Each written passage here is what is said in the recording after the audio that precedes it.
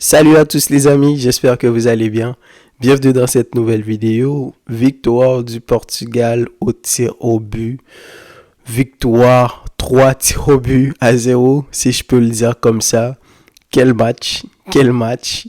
Les Portugais et notamment les fans de Cristiano Ronaldo, vous êtes passés par toutes vos émotions aujourd'hui. Je le comprends parce que moi-même, à la base, j'avais pas d'équipe. Moi, je voyais le Portugal déjà passer ce match-là avec beaucoup de facilité. Mais quand même, au fur et à mesure que ça avançait, au fur et à mesure que tu as vu des occasions ratées, Cristiano qui a tiré des coups francs, Cristiano qui a raté des tirs au but, un penalty, Cristiano qui a pleuré à la mi-temps des prolongations. Franchement, le joueur qu'il est, la légende qu'il est. Vous imaginez le Portugal se faire éliminer après un penalty manqué de Cristiano Ronaldo. Vous imaginez l'histoire de ce joueur-là qui aurait peut-être pu être torpillé pour cela parce que le contexte, il est clair, il n'y a personne qui va se mentir, c'est que Cristiano Ronaldo, à l'âge qu'il a, et surtout le fait qu'il joue en Arabie Saoudite, et surtout aussi les talents qu'il y a dans cette sélection-là, on était tous d'accord pour dire que si on n'appelle pas Cristiano, c'est pas un scandale. Alors, le coach le fait confiance depuis qu'il est rentré dans cette sélection. Il a dit que Cristiano est important pour lui. Il est allé avec lui dans les phases, pour les qualifications. Cristiano a été meilleur buteur de ce Portugal-là. Cristiano Ronaldo, jusqu'à présent, n'arrive pas à marquer dans cette compétition-là. La dernière fois, il a fait une passe décisive pour Bruno Fernandes. Et malgré ça, il y a eu des gens qui ont quand même douté parce qu'on connaît le joueur. On se dit pourquoi il a donné la passe. Est-ce qu'il n'était pas confiant? Est-ce qu'il voulait plutôt faire gonfler ses stats parce qu'à ces stades-là de la compétition, même une passe décisive, ça va compter énormément pour faire gonfler les stats de Cristiano Ronaldo. Eh bien, aujourd'hui, il était à deux doigts de non seulement rater son match, même si dans le contenu, il n'a pas été mauvais. Cristiano n'a pas été mauvais, mais quand tu fais face à un Jan Oblak aujourd'hui, un Jan Oblak qui s'est décidé qu'il allait rien laisser rentrer. Quand tu fais face à une bloc de Slovènes qui sont compacts et qui te disent que peu importe ce que tu fais, tu vas pas réussir à marquer un but, la frustration, de la colère, de la peine, de la douleur. Franchement, je vous l'ai dit les gars, ce match-là, c'est vraiment un match. C'est vraiment un match où, franchement, les émotions, ils étaient au top. Alors, la Slovénie, ce match-là qu'ils nous ont proposé aujourd'hui, je pense que on est tous d'accord pour dire que c'est le genre de match qu'ils pouvaient proposer.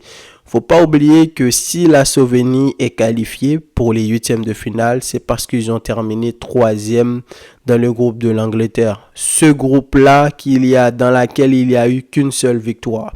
On peut voir les choses d'une manière, à savoir se dire que c'était le groupe le plus bizarre de la compétition avec l'autre groupe là où il y avait la Belgique et la Roumanie. Mais de l'autre côté, tu as quand même eu un 3-0 de la Roumanie qui nous a surpris. Tu as quand même eu un 2-0 de la Belgique au moment où ils en avaient besoin, etc.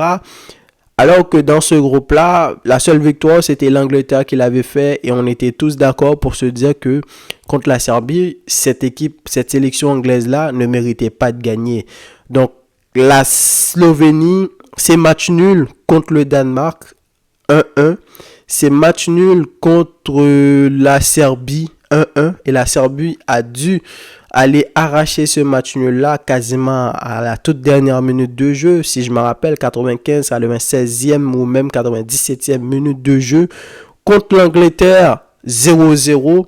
Donc, c'est une équipe solide, c'est une équipe compacte, c'est une équipe disciplinée et on peut dire ce qu'on veut. C'est pas comme la France, on peut se dire avec tous les talents qu'ils ont, comment ils peuvent ne pas nous proposer grand chose. La Slovénie, c'était différent.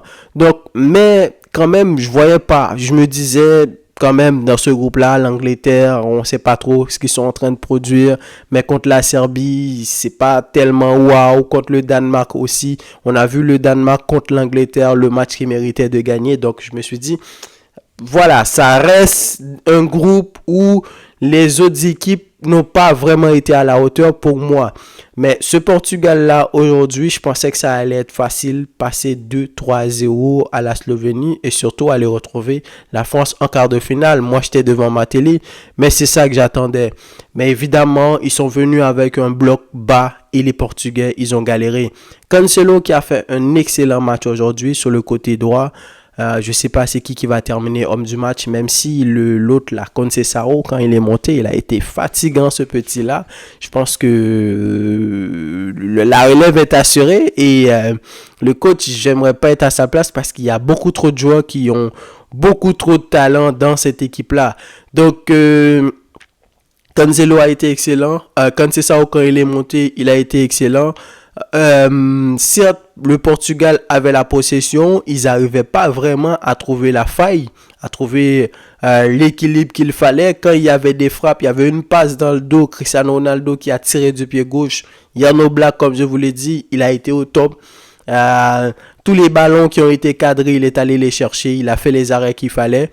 Qui d'autre encore une fois, Raphaël Leao peut-être. Je sais pas. C'est pas qu'il a fait un mauvais match, mais c'est juste que est-ce que c'est les défenseurs qui ont été si solides que ça? Mais en tant qu'ailier, il n'arrête pas de cavaler, de prendre de vitesse, etc. Mais je trouve que la seule action, il aurait pu être dangereux, ils l'ont arrêté en pleine surface. Ils ont fait faute sur lui, il y a eu un carton. Mais c'est juste que tu as l'impression que c'est des actions individuelles qui ne servent pas à grand chose. En tout cas, moi, c'est ce que je pense. Parce que j'ai pas vu un tir qui a été dangereux de sa part. J'ai pas vu... voilà, il est rapide, on connaît le style de joueur qu'il est. Mais pour moi, dans cet héros-là, jusqu'à présent, il ne me convainc pas trop. Alors qu'on connaît le joueur. Et s'il est titulaire aujourd'hui sur des gars comme Joao Félix, je pense que c'est vu le profil qu'il a et le type de joueur qu'il est. Alors, le Portugal a trouvé un penalty. Après toutes les galères, des coups francs tirés de Cristiano, il a été sur tous les ballons et il a rien laissé à personne. On connaît Cristiano, donc on peut parler jusqu'à demain, mais on connaît le joueur. Il est comme ça et s'il est là, que l'on veuille ou pas, c'est lui qui va les tirer et il les a tirés. Donc ils ont obtenu un penalty et tout était écrit à ce moment-là. Donc le Portugal qui n'y arrive pas, Cristiano qui n'y arrive pas, donc ils arrivent à trouver un penalty. Penalty bête aussi, je pense que le gars là, c'est Diogo Jota, je pense. Il était complètement déséquilibré. Le défenseur qui est allé le tacler, je ne sais vraiment pas pourquoi il a fait ça. Parce qu'il y avait l'autre derrière et Diogo Jota était déjà déséquilibré. Peut-être que l'arbitre aurait donné faute, mais dans ce cas-là, ça aurait été en dehors de la surface. Donc il a donné un penalty, Cristiano a pris son ballon et là il est tombé sur Oblak. Le penalty pour moi est très bien tiré. C'est pas comme si Cristiano a tiré n'importe quel penalty, mais Oblak en a décidé que ça allait pas aller au fond. Et donc à la mi-temps des prolongations, j'ai vu les images et là franchement même si je suis pas fan de Cristiano, je pense qu'à ce moment-là même moi j'ai eu mal pour lui. J'ai eu mal pour lui parce que je me suis dit, t'es dans une sélection où t'es pas vraiment le bienvenu. En tout cas, il y a des joueurs comme Cancelo et comme Bruno Fernandes. Je sais pas. Sur le terrain, les gars, ils sont professionnels. Mais on sait très bien qu'il ne peut pas avoir 2-3 stars dans une équipe. Il faut que l'équipe soit alignée. Il faut qu'il y ait quelqu'un qui soit la star pour que ça puisse fonctionner. Donc, t'arrives, t'as un tir au but, t'as un penalty, tu l'as raté et en plus de ça à la mi-temps tu pleures.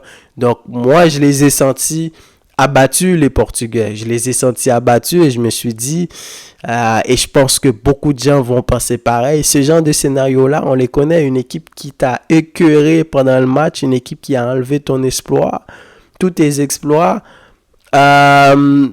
un gardien qui a été solide aujourd'hui en la personne de Jan Oblak, et tu te dis, tu vas encore une fois affronter ce gardien-là au tir au but. Franchement, je peux comprendre, mais c'était sans compter sur Diogo Jota. Diogo Jota, avant le penalty, qui avait fait un arrêt décisif. Parce que quand je vous parle qu'on est passé par toutes nos émotions, c'est pas une façon de parler. C'est tu sors d'un Portugal qui attaque, qui marque pas, d'un Portugal qui concerte certaines occasions, d'un Portugal qui rate un penalty pendant le match, des coups francs, un Portugal qui a failli perdre le match sur une erreur de Pepe qui a perdu un ballon, et l'attaquant arrivé contre Diogo Costa, il a tiré, arrêt de Diogo Costa. Donc on est passé par toutes les émotions aujourd'hui, et Diogo Costa, il a mis son costume de super-héros et il a tout simplement dit aux Slovènes qu'il n'y a rien qui allait rentrer. 3 pénaltys tirés, 3 arrêts. 1 sur le côté gauche et 2 sur le côté droit.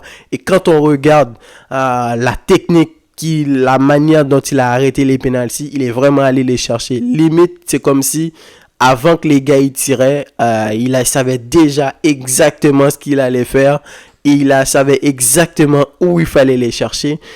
Donc voilà, moi je suis content. Je suis content pour le Portugal, à la fois pour Cristiano Ronaldo, parce que oui, j'étais content pendant la Coupe du Monde. Messi a gagné la Coupe du Monde, tout ça.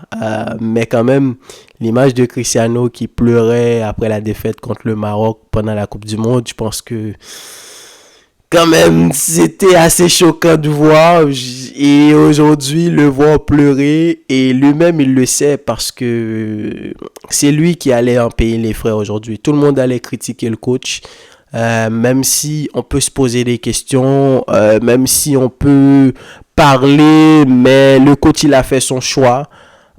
Et il doit le conserver jusqu'au bout, et jusque là il arrive à gagner avec, et on ne sait pas ce que ça pourra donner contre la France. Et voilà, donc très belle victoire. Diogo Costa, super-héros, Diogo Costa, Superman, qui a permis au Portugal de se qualifier aujourd'hui. Donc le quart de finale que j'attendais, le quart de finale que je voulais voir, parce qu'à un moment donné, je commençais à être tanné. Je me disais, les Slovènes, qu'est-ce qu'ils veulent? Moi, je veux regarder. Moi, je veux voir Portugal-France. Déjà, d'un côté, j'ai Espagne-Allemagne qui m'attend. J'ai une Autriche-Angleterre qui arrive. Donc ça, même si on ne sait pas dans la physionomie qu'est-ce que ça va donner, est-ce que ces Autrichiens-là, ils vont nous de se voir, et les Anglais, est-ce qu'ils vont hausser un peu le niveau? Donc moi, j'attendais une France-Belgique-Portugal ou France-Portugal. Moi, j'attendais ce match-là. Et demain, même si je me dis, bon, entre Roumanie, la Hollande, le match que j'attends, c'est plus Autriche et République tchèque. Donc, mais t'as senti que les Slovènes, ils voulaient pas lâcher. Bande de guerriers, ils ont fait un excellent match aujourd'hui. Bravo à eux. Mais quand même, Diogo Costa en a décidé autrement. Donc, donnez-moi vos avis dans les commentaires, les amis. Dites-moi qu'est-ce que vous en avez pensé. Quant à moi, je vous dis à la prochaine pour une nouvelle vidéo. Salut!